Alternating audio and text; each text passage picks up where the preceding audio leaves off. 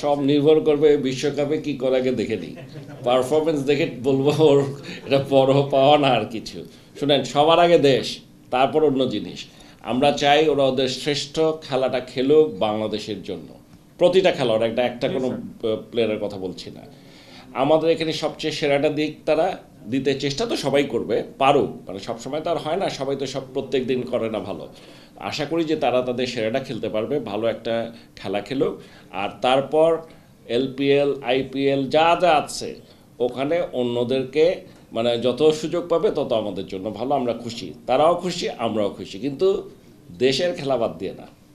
এবারে টিমটাও ভালো, মানে ওপেনিংটা একটু ঝামেলা, মানে ফর্মে নাই, এছাড়া কিন্তু টিম সলিড। ঠিক আছে, স্যার, ওকে, থ্যাংক ইউ, ধন্যবাদ আপনাদের সবাইকে।